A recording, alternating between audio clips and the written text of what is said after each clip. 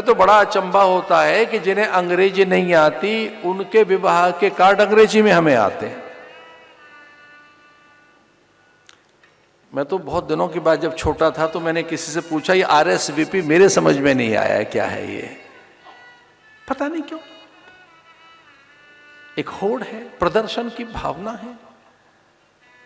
हम ये जानना ही नहीं चाहते कि विवाह संस्कार है क्या, हस्तबंध क्या है, प्रतिबद्धता क्या है, वचनबद्धता क्या है, अग्नि होम क्या है, अग्नि में होम किसका कब कैसे करना है, सप्तपति है क्या, 4 फेरे वो पहले ले रही है कन्या, तो 4 फेरे कौन से हैं, बाद के 3 वर ले रहा है तो वो कौन से हैं, व्रतबंध क्या है, वाग्दान क्या है, कन्यादान है क्या, पाणी ग्रहण है क्या। विवाह के ये 5 संस्कार जिनमें फिर इष्ट देवता, कुल देवता, ग्राम देवता का पूजन करना है, हम बताना नहीं चाहते। एक संस्कार है बड़ा सुंदर सा, वानप्रस्थ, वो खो गया। बड़ा अद्भुत संस्कार, देखते देखते हमारे खो गया है वो। ओह, उसकी जगह एक नया आ गया, वृद्धाश्रम।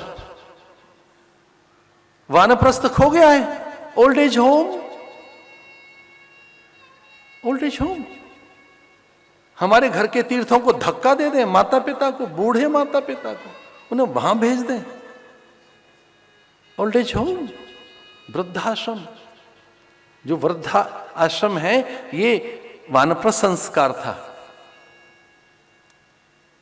और अंत्येष्टि संस्कार से पहले एक संस्कार और है। अंत में जो संस्कार है 16वां, हमारे यहां षोडश संस्कार बताए, जो 16वां संस्कार है उसका नाम है अंत्येष्टि संस्कार। जब शरीर में प्राण नहीं रहेंगे, या तो वो अग्नि में किया जाएगा, अथवा वो जल में किया जाएगा, अथवा भूमि में किया जाएगा। भूमि में तो केवल सन्यासी साधु महात्माओं का ही होता है, अथवा जल में।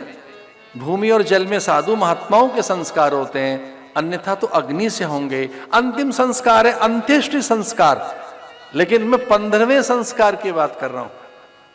16 संस्कारों में अंतिम संस्कार है अंत्येष्टि, पर मैं तो 15वें की संस्कार की बात कर रहा हूं। 15वां जानते कौन सा है? सन्यास का संस्कार। सन्यास, सम्यक कामनाओं का न्यास। तो कुछ ऐसे भी तो पुत्र पैदा करो कि वो अच्छे सन्यासी, योगी, यति, व्रतधारी बने, या फिर वो अच्छे उपासक हों, या कि वो पराक्रमी हों, या वो सेना में जाएं, अच्छे चिकित्सक हों। ये घर की गाथा है।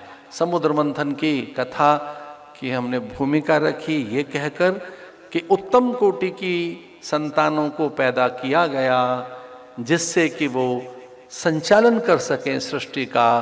पृथु का निर्माण किया गया, पृथु से पृथ्वी पैदा की गई। ये पृथ्वी पृथु के नाम से है। इससे पहले धरित्री थी, धारणी थी, मैदन्या थी, ये मेदनी थी। इस धरती का नाम पृथ्वी नहीं था।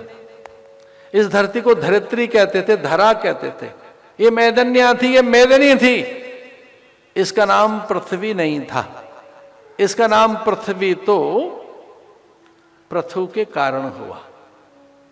महाराजा पृथु के कारण ही ये पृथ्वी कहलाई। तो जिस महाराजा पृथु के प्राकट्य की गाथाएं हैं उनमें उत्तम कोटि के संस्कार कि कैसे पृथु का निर्माण हुआ, किस तरह से व्यवस्थाएं पैदा की गई। चातुर्वर्णम मया सृष्टम गुण कर्म विभागशः, किस प्रकार से सृष्टि का निर्माण हुआ, उन गाथाओं की हम कुछ आंशिक बातें सुन रहे थे।